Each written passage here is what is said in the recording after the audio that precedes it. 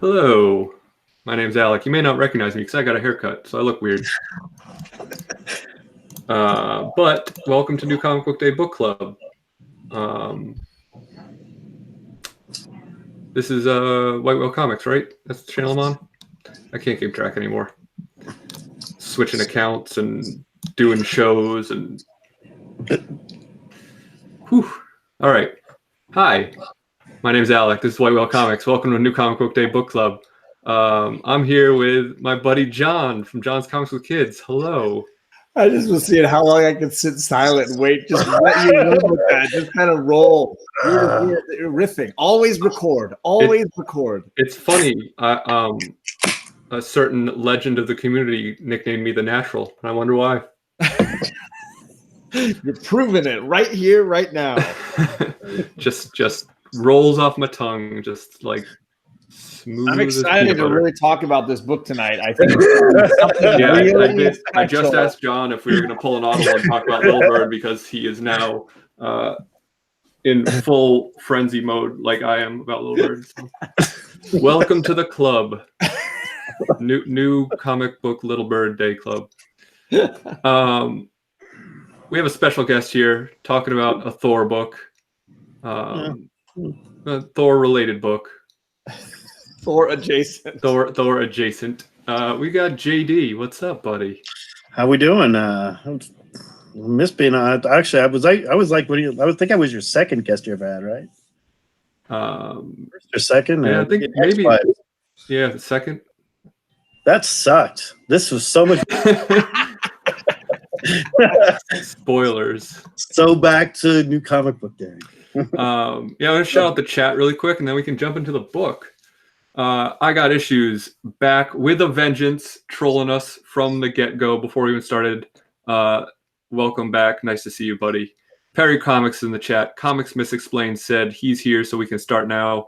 But it was well before either of you fine gentlemen showed up, so we couldn't.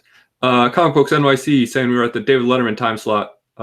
My favorite late night host, by the way. Gray Matter Hulk is in the chat. Chris Barrett is here as always. 90 MF Comics. YouTube is 90. Sammy Strikes Back is here. Hello, Sammy. Who else? Anyone? Oh yeah, plenty of people. John's Comics with Kids. Oh, get that guy out of here. Thierry 23. DK Comics and Cosplay. Hey, Delphia. Bear Island. Hello. Yes. Haircut. Don Dizzle. Jay Newcomb. Welcome, all of you, to this just perfectly. It's just going so well. So well so far. I just double checked, by the way. Still better than Hex Wives. JD was, in fact, our very first guest. Was he? We had no guests the first week. It was our second episode. Right. It was our first guest. This gentleman right here, JD. Thank you. My Bowie shirt. Right. So it's not a rerun, everybody. Quit eating. This isn't the Comic Core. I was just trying to drink the water. Oh. We're talking about War of the Realms. We're doing another 3-issue review. We did Die. We did what was that one called? Meet the Skrulls. I'll Meet the Skrulls. And now we're doing War of the Realms. I'm with it. TJ, the Slab Dragon Watson is here. Kachung is here. What is up? All right. So I feel like it's going to be way too much to like really dig deep into the story. So let's just talk about first impressions. Oh, am I going? Yeah. Yeah. Okay, great. I've done this show before, right? What? This is number 27. Man, it's like episode 2 again. Right, we're just back. It's all happening. I thought it was a lot of fun. Good. It's good. Okay. I'll tell you, each issue got better for me. I would agree. I struggled with the first one, and then the second one started kicking into gear and ended real strong, and then the third one was my favorite. Yeah, it's jam-packed with action. It's not doesn't take itself like super seriously, I didn't think. I mean, almost to a fault, because like I think a lot of the characters are too quippy. Like Spider-Man, great. That line he has about the shield. Oh, yeah, In the third one, yeah. I'm riding a horse. What kind of jerk goes into battle carrying just a shield? And he looks over at Cap and he's like, "Oh, whoops." Whoops. Really funny. Yeah. But like, you know, I thought Wolverine is a little too quippy. But I mean, that's like a nitpick.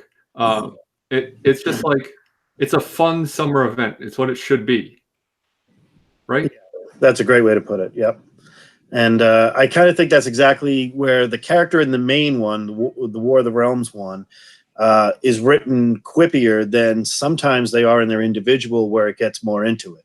Like, it's almost like the rated PG version is War of the Realms, but there's a PG-13 of Wolverine or PG-13 of Daredevil, PG-1 of Punisher that goes into War of the Realms. Just it's a little bit, much worse. But as soon as they get into Jason Aaron writes it, and he just kind of makes it a little bit more quippier. Is a great way to put it. It was great. Yeah.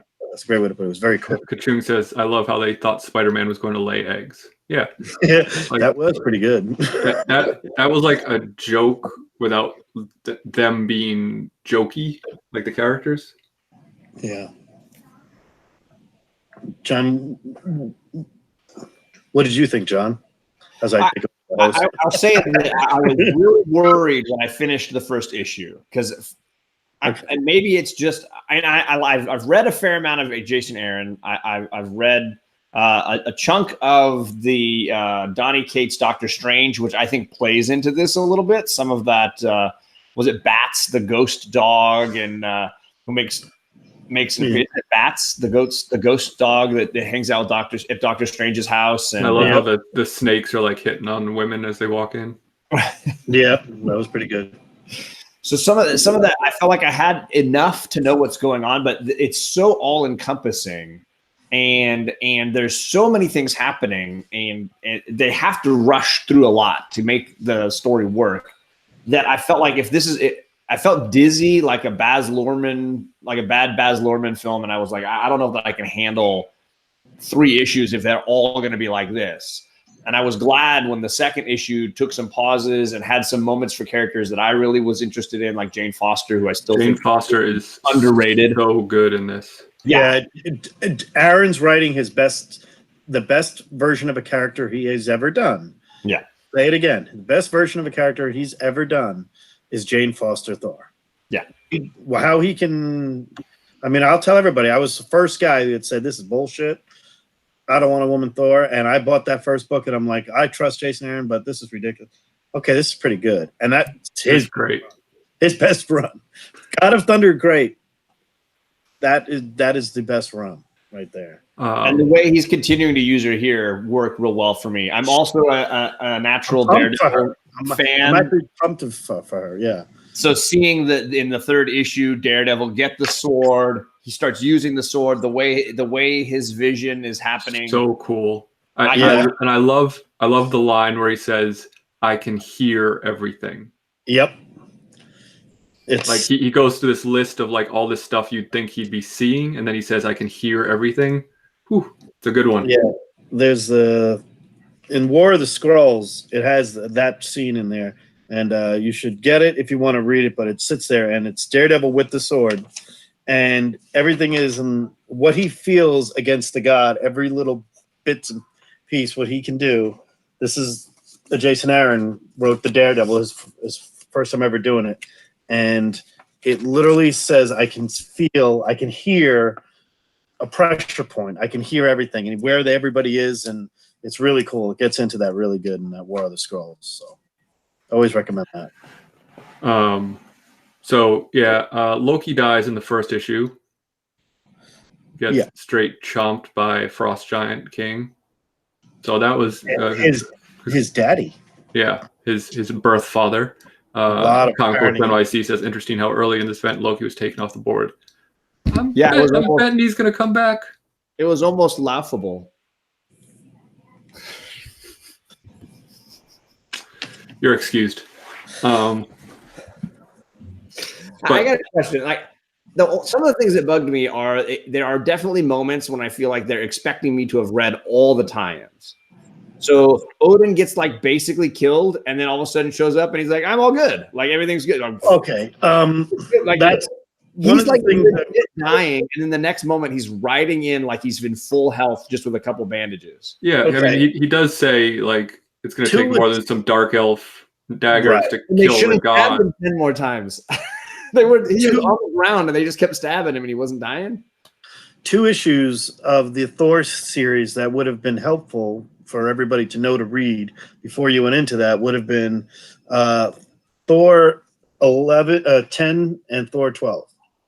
But Thor 10 tells the whole Odin thing of what's going on with him, and this is, while you think it's death, you just read it. It's a good read. It's Jason Aaron. And then 12 tie in where, like I said when I first talked about War of the Realms on, I think on Unlimited, I said you might need to have read those Thors to understand the whole Odin, the whole Thor, Odin, and what's Thor going on and everything else. Because if you just jumped into this since Jane and you went to this, you wouldn't understand what the hell's going on. Right. Counterpoint. Yes. I don't disagree, but I feel like it made me say it's a sales pitch, and it worked well. I mean, not well enough that I bought any tie-ins, but like it didn't confuse me enough to not understand the story. It just made me wonder what happened there. Right. Which makes me feel like I wasn't confused. Like, I don't understand the story. It was more like I'm lost now. It seems like right. It just felt like cheap writing to me.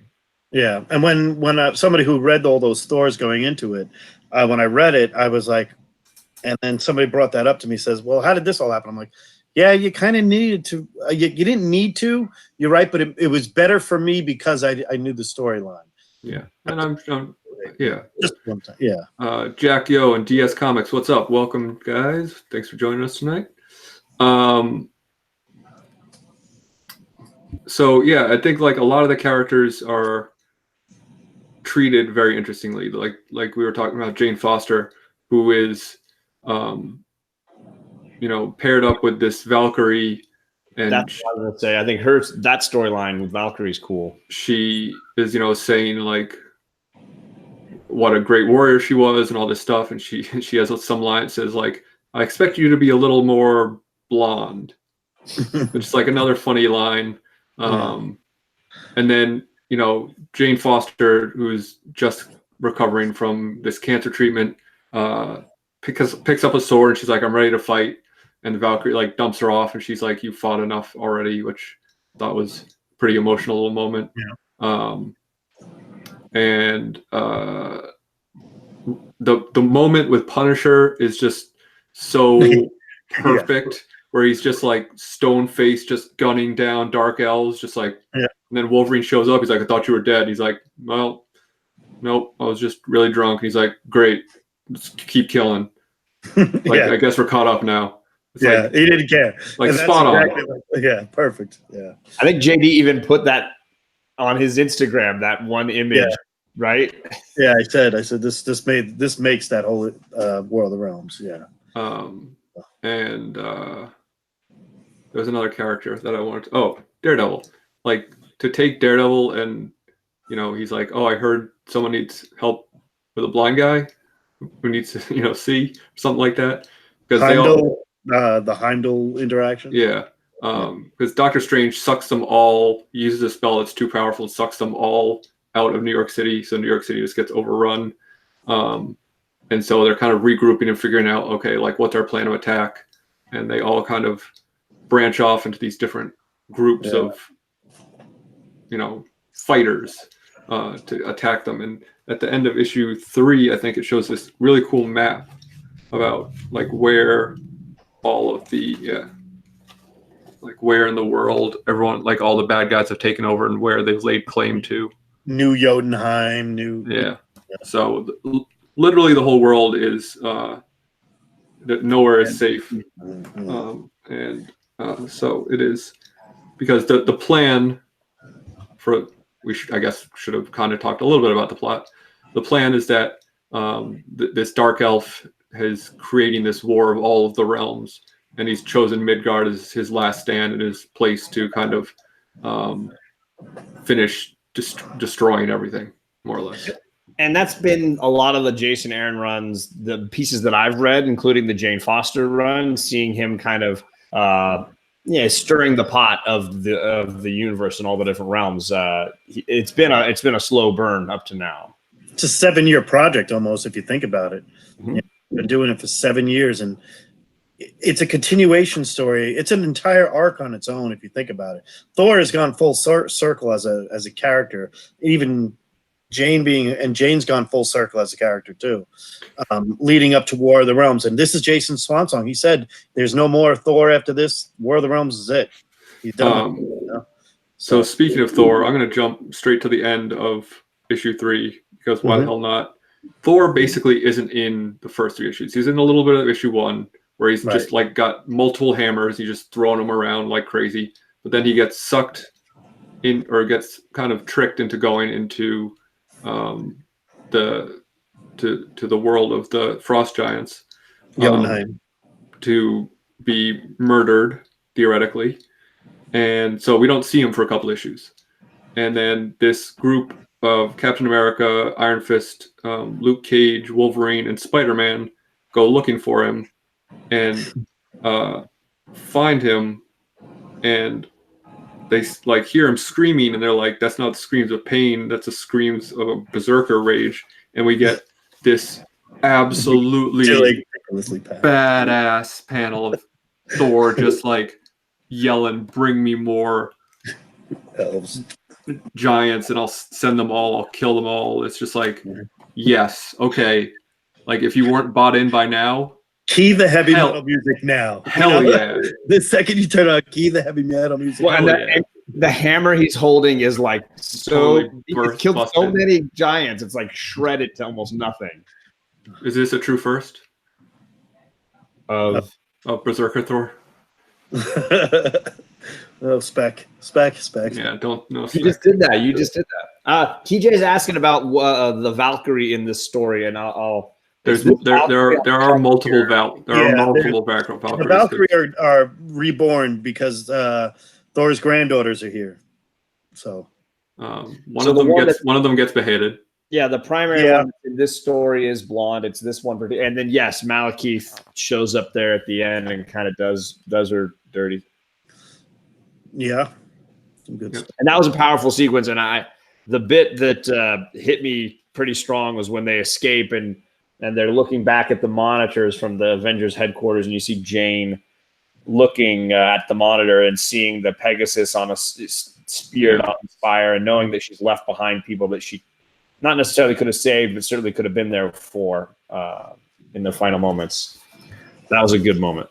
One of my things, and I will say about this run, and I've never been a big fan of multi crossovers and stuff. Recently, I even the Infinity one that was done by Jonathan Hickman about 10 years ago isn't even that good. I mean, it wasn't even as great. So even Original Sin and everything that we've been all these lead up things, and you have the same thing going on in DC. This one is actually delivering for me because there are powerful scenes in this that whether it changes the Marvel comic book universe or not doesn't matter.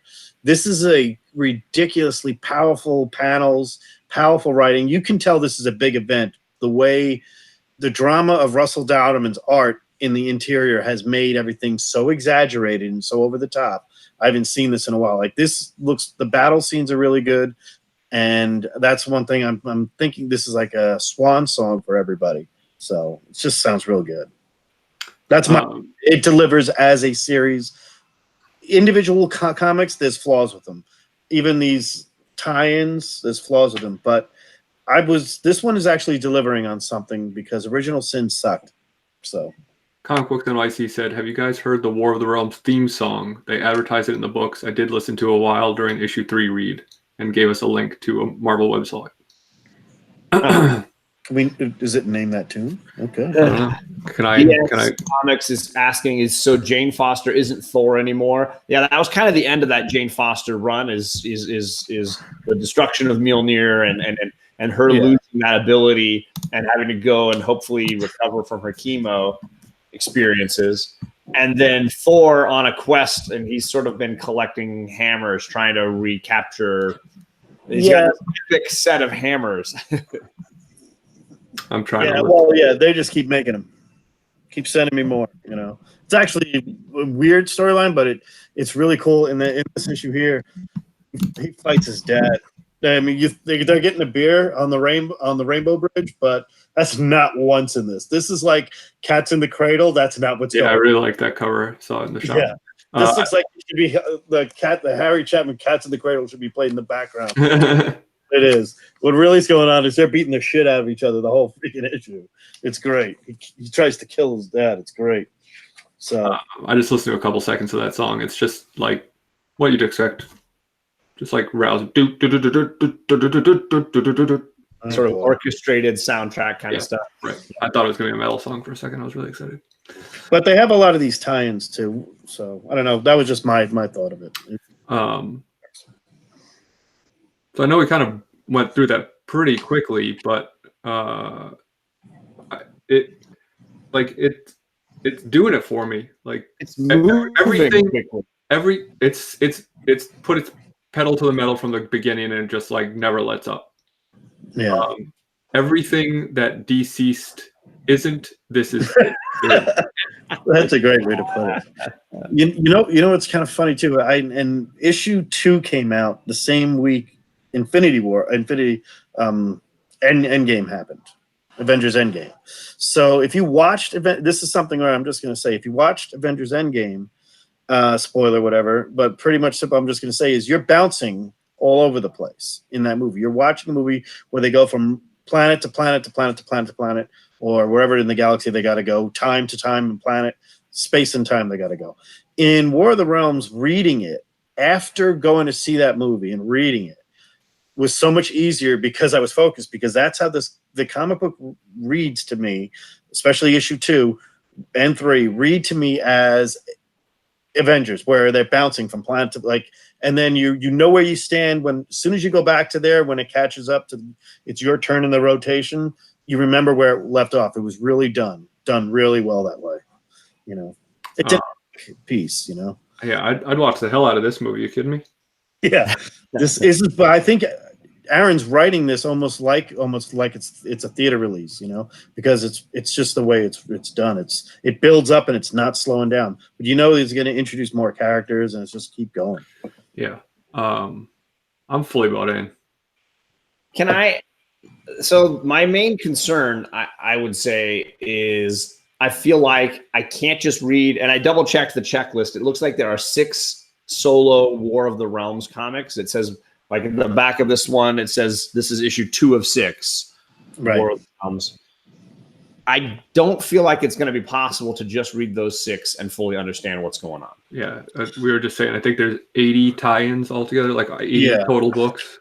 And that's my main frustration with this. And the main thing keeping me from saying, yeah, I'm all in, is me feeling like I don't want to be grabbing 3 books. Yeah, let me be. Keep up with it. I totally agree. Let me be clear. I'm all in on the main title. I am. Right. I'm not even sure I'm in on the main title if I'm not going to understand it, because I'm not picking up 2 or 3 other titles. Well, you also don't understand Little Bird, but you're buying that. That's true. That's because of spec. So, one of the things, John, I was going to say is I can go over briefly. Please do this. Yeah. Aren't necessary. They are not necessary to continue because it's the writers that dictate this thing. And each of them have their own script. They're writing their own arc into the main story. Not every arc is going to play. Like, you don't have to see the background. In other words, if you didn't watch Captain Marvel and you saw Endgame, you still understood Endgame, right? But you'll understand the other ones because they all there's not that many tie-ins anymore. There were in the beginning. The lead up was so many. I think that's included in the 80. But like the Journey and the Mystery, this is a good one.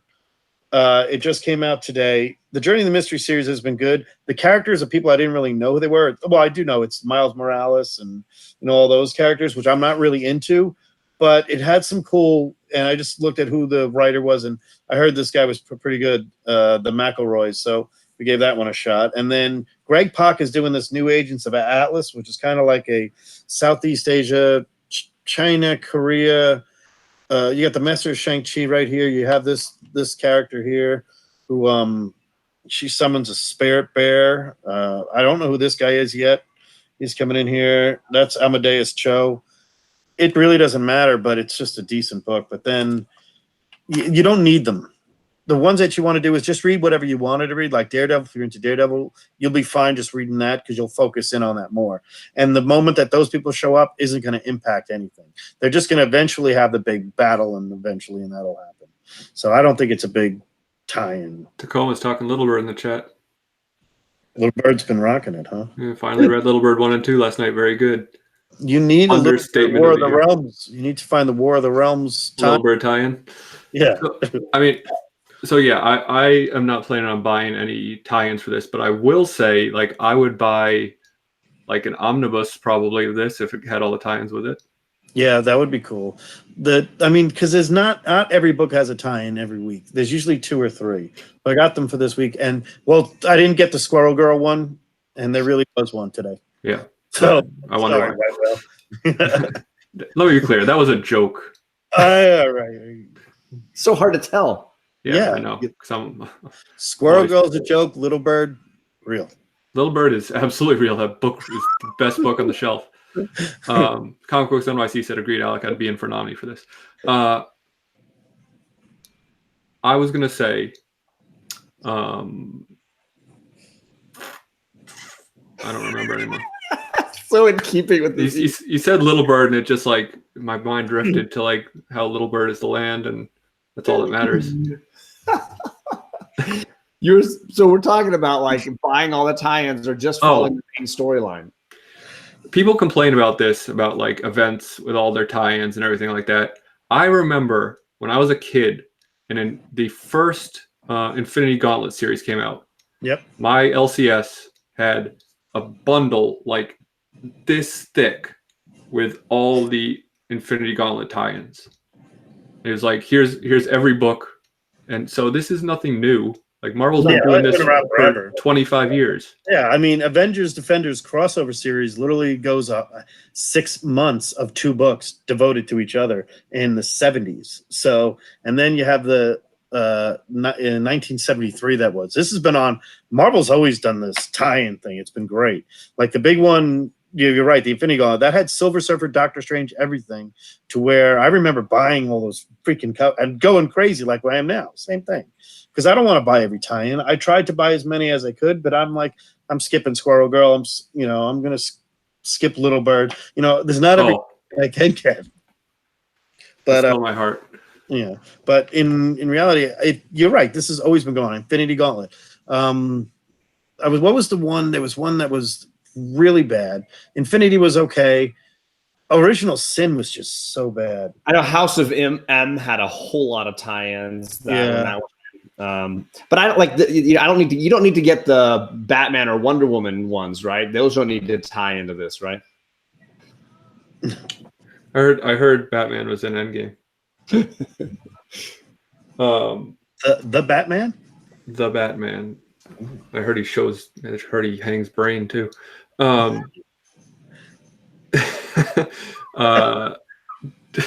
Tacoma said, "How long should I keep my Peter Mayhew shrine up?" Yeah, rest in peace, Peter Mayhew. Very sad. And everyone says forever. He was I don't know if you guys ever had a chance to meet him. He was a very lovely man. I got to meet him once. And JP's Budget Collecting says, Jason Aaron is awesome. He was digging through dollar bins at one of the comic shops I went to on Free Comic Book Day. That's super cool. That is cool. We gotta get him on the hunt. That'd be a good get. Yeah. Tony's been trying to get me for a year. Yeah. Oh wait. Yeah. You're on the schedule. I know you. Yeah. In a couple of weeks. Yep. I hope MegaCon doesn't let me down. Exactly. He'll be running a few auctions before that episode. Me? Yeah. No, I'm gonna be gone. When are you going to MegaCon?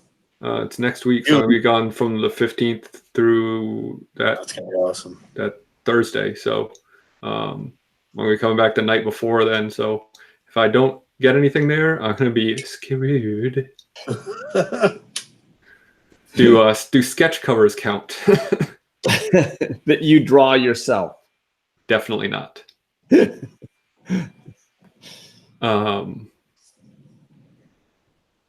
Yeah, Tacoma said, but they used to have a narrative box that explained what had happened in other comics with an asterisk, which you would tell you which comic it happened in. Yeah, They still do. They do in this. They don't have it in this, but like they had it in a bunch of X-Men books recently. Those kind of drive me nuts. They just feel like it's like, hey, go buy this. Oh, yeah. There's a few in these Journey into Mystery. They say, oh, that's from Thor 701. This is from Thor 704. I'm like, you don't need to know this. It's so irrelevant to what's going on, you know. But they do it. So I guess the ultimate question is, are you going to continue buying the main series at least? Yes. All right, I know you are. If you bought all the tie-ins, I don't think you're going to give up at this point, right? Yeah. Well, I didn't buy all the tie-ins. I just bought like Enough of them.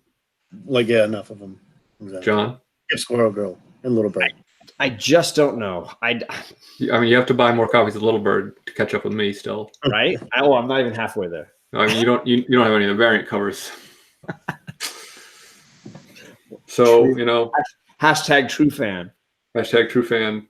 I just need the ash can. Just need the ash can, and I'll be complete. Hashtag Little Bird complete. Oh my gosh. I have a feeling that I'll get the next one and see how tough it is for me, because it looked like there's a lot of tie-ins in between, meaning covering some of the stuff that's happening on the Frost Giant planet and stuff. And then so I feel like by the time we get back to War of the Realms, everybody's going to be in a different place. And I'm going to be like, okay, well, how did everybody get to where they are now? I mean, you're telling me it's kind of easy to follow, though. After this, if I can find so many friggin' ads at the end of this book. There are a lot. Are you telling me after this you're not going to buy issue 4? Well, my worry is that the answer to that moment is going to appear in a tie-in. Well, I'll be very bummed if that's the case. Yeah. You know, honestly, I said I wasn't going to buy tie-ins. If there's a tie-in that is just Thor just murking the crap out of giants for us giants in Berserker mode for 32 pages, count me in. I'll pay $4.99 for that. So, since you guys all read the recent issue and everything else, by the way, I wanted to point out this one. Journey in Mystery has a Skrull who is going to pretend to be a giant, and he chooses to be Andre the Giant from The Princess Bride, and it's right there. So, hell yeah. That's how this comic is all. It's like 90s references the whole time. And somebody says, I correct you, Princess Bride came out in 1987. So great, because it's written by this is I think this one's this is the Megaloids. It's great. It's just fun because it's a baby. It takes a shit. It's funny. I don't know. It's funny. The baby takes a shit and they don't know what the smell is. They freak out. Baby's a Skrull. They don't know what Skrull shit smells like, and they jump out, and it's weird, but it's funny. Comics was explained says hashtag Little Bird Gate. Oh. And Biggie Shack says, I'm a Larry Bird fan. So one of the things in the books this week, though, did you see these purple little advertisements? Like this one's for Eric Larson, there's one for George Perez. Did you see those? Yeah, I don't know what they're. I don't know what it is. I saw one for Walt Simonson. I'm like, what is this all about? Does anybody? I mean, I saw the one a couple Here's weeks ago. one Al Ewing and George Perez, August 2019. I don't know what this means. There was one for Hickman, and I knew what that meant because. But what book would it be? The Fantastic Four that he's taken over? Or? He's doing X-Men, isn't he? Oh, he's doing X-Men. That's right. It's funny. And so that was just like a Hickman. Like, that's all you need to know. He's back. By the way, I want to show you this one. The best thing is, this is the issue, how he gets the sword and how Heimdall knows it. Look at, for this alone, Jason Aaron, Russell Downerman again. Man, Daredevil looks ripped in that. Look at Daredevil. Well, he's got a Heimdall sword, man. Does that make you buffer? I need to get Heimdall's sword then. That's a so is that an issue of Daredevil then? No, this is an issue. This is War Scrolls. This is the best tie-in of all of them. This which one also had the best cover, which I almost cover bought and I didn't. Now it's a $30 book. But the reason this one's good is Jason Aaron wrote it, so it's definitely a tie-in. It tells a key point of Daredevil's character. That's the stuff that concerns me. Is like that seems like valuable stuff to be in the War of the Realms. Just like there's one here called War of the Realms: Strike Force, Land of the Giants. It looks like it's all about what Captain America is doing on the Frost Giant planet, which is like, don't I kind of want to need to see some of that? Well, this is, I have to say this: they do advertise these as one shots, so it's not like you're buying a second one. Yeah. Like this is a one shot that couldn't fit into the War of the Realms that probably Jason wanted to do, but they limit you to so many series, so they gave him an extra one called War Scrolls. If you ever read Annihilation, it was the same way with Annihilation Conquest, and then Annihilation each character, and it was like that in Annihilation. I think that's what's putting the bad taste in my mouth to make me want to say I don't want to get any more. Like I don't want to buy 12. I just want to get the 6, and I think the 6 is going to make me feel like I'm missing stuff. I think the bad taste in your mouth comes from all the lies you're spewing about Little Bird. That could be. Gray Matter Hulk says hashtag Susan Forever True Scroll. I wanted to make hashtag Susan Spec shirts and Suze, but you got to call her Suze. No, but never Suze. Never Suze. Miss Explained said, I wish there was a God Without Fear solo book. That would be rad. Yeah, the God Without Fear is a great character. That's what it's called at the end of the War Scrolls. It's great. TJ is very upset about the way we're handling the books. But TJ, what do you care? I thought you said that this was drawn by Liefeld. Yeah, he said it looks like Liefeld drew it. I'm not specking anymore. So. Yeah, the next issue is The God Without Fear continues, plus Doctor Strange and the Wiccan and Hulking. So that looks pretty good in 2 weeks. So I think next week that comes out. Second print of issue 1 came out today, I think, right? Oh, there was a second printing? Yeah. They made a ton of them. Speaking of today, I only bought one book. Outside of War of the Realms stuff, what the hell did I buy? Oh, I bought the Star Wars. I only bought one new book, but I bought a whole bunch of Little Bird. Oh, I did get this. And hey, John, real quick. Digital versus print. The only thing I didn't get a chance to do that I wanted to do this week was, here's a great example. I own this First Defenders, right? I can't read this anymore because it's too much of a valuable book because it's in really nice condition. Right. And I want to read it again. I could easily go to the app and get it, but I wasn't really inspired to read it. I've been wanting to read it. And then I see this on the shelf today. Yeah. Buy this. Even though this was $5 and I'm already paying $5 or $7 a month to Marvel Unlimited, I still said, screw it, I'm still getting it anyway. And I'm going to read. Reading it in your hands is always better. Yeah, exactly. It's like, classic. But I do like digital. But I do love digital. I'm not going to lie to you. Getting Alan Moore's Swamp Thing for nothing, and I could, well, for $7.99 a month, and I get to watch everything. I'm rereading everything I used to read. That's kind of where I am right now, because there's some great writing today, but a lot of stuff I've been falling in love with, back with what I originally made me love comics at an age when I always wanted to read them again. And that's what I'm doing, and I love it. I'm going to make a comment that's a little blue. Okay. I knew John was going to lean in for this one. Digital versus print. Ready? A picture of a boob in your hand. Whose boob is it? Is it you? Are you a boob? I am a boob for making that comment. The only book I bought today was Lodger. Leave it to me to buy some weird indie book and not. This was the only new book I bought, the Catwoman. Yeah. So this is cool if anybody wants it. It's actually kind of like what they did with the Fantastic Four. All the ads in it are still from that age. So you can still get 3 drafting kits right there. Hashtag little boob. Little boob. I was also going to say a boob in the hand is worth 2 in the bush. Yeah, that's one of my favorite. That's a good line. I'm supposed to put boobs in the bush. It's good stuff. Um, no, this was. I agree. I collect X-Men, classic X-Men, because I like actually being able to hold those books and read them. And there's no way I'm going to read my giant size X-Men or whatever. I can read those books and enjoy them and not worry about damaging any of it. And my girls can do it as well and not have to use the app. And I also like that those books have a lot of times an additional little story, sometimes but done by a really talented artist added on. So I totally agree with you on that. And again, some of those true the True Believers. Yeah, are a really fun way to do it as well. And those are $1. I mean, come on. How do you go wrong? You can't go. This was $5, but you know what? That's a facsimile. That's not a true believer, right? Right. It's a facsimile, but the facsimiles are so much cooler. They are, because it's like if they added the smell, that rotten smell. Yeah, they got to patent that, like little. Put that in the paper. Like Kramer the Beach. Yeah. Thank you, Sheila and TJ, for complimenting my haircut.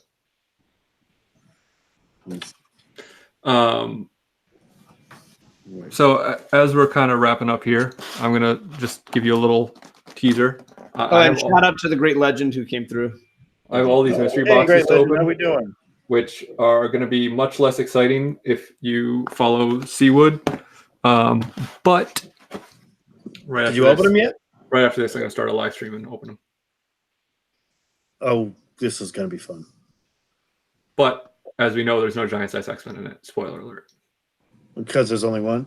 Yeah, there's only one. But, I mean... Did you already have one of those behind you somewhere anyways? Yeah, but, you know... Like right there, actually, I see it. Yeah, that's right. You got to do this thing. I would have sent it to Issues, and then he would have sent it right back to me. But I would have tried. You guys can send me it back and forth until the mail destroys it completely. Oh god, that's heartbreaking.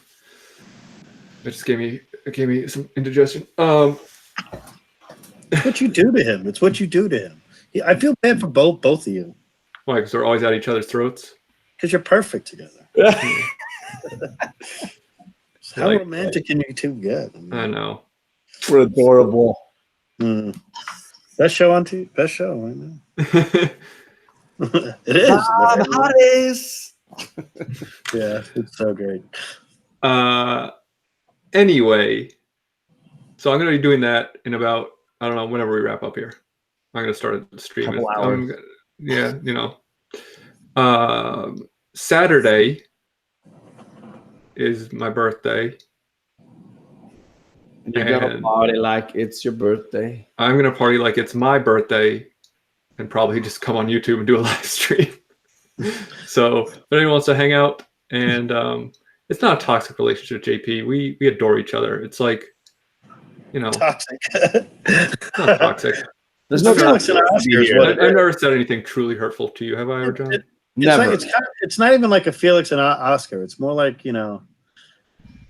I grew up. I had two brothers. That's exactly how I treat my brothers. Yeah, exactly. It's like I would only say the stuff to John that I would to my closest friends. Exactly. I am a coward. Would never say anything to my worst enemies. So yeah. I want to see the unboxing. I don't know what I'm gonna do for it. It might just be like a let's chat, or I might just not do one. But if I do one, come hang out on my birthday. Other than that, I'm going to be gone next week because I'm going to be flying to Florida during the time that book club would be on, basically.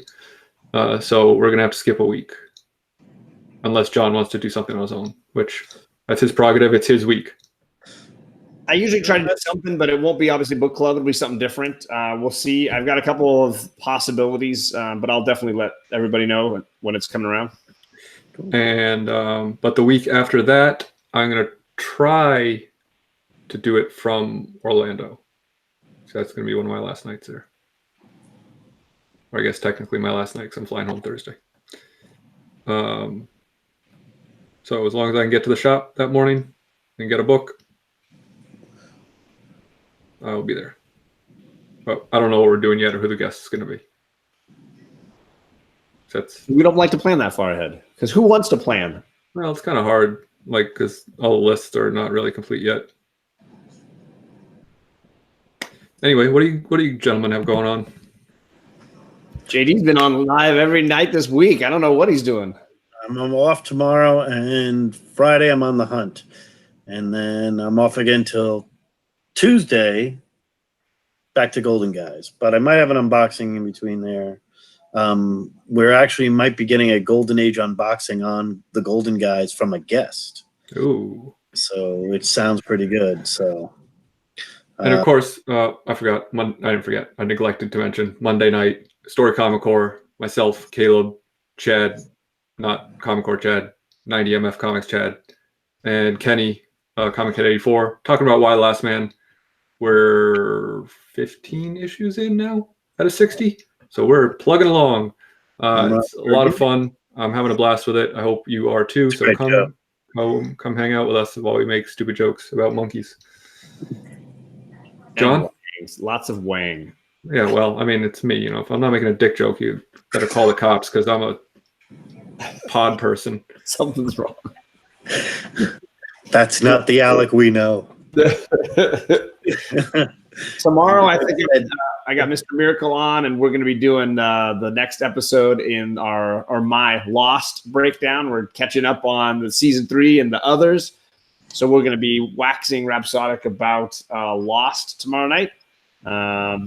I'm going to be starting up another starting line episode this weekend. So I should be dropping that hopefully this weekend.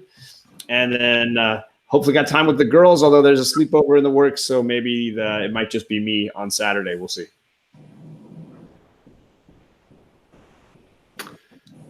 All right. I guess that about does it, right? Yep. Yep.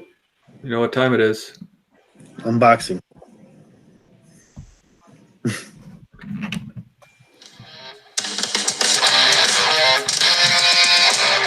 Cool up them home. Thank you for hanging out. Thanks to John and to JD. To everyone Thank you. in the chat. Thank you guys for having me. I really appreciate Thanks to it. Jason Aaron and Jane Foster.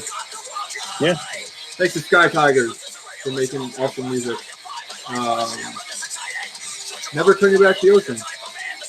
Bye.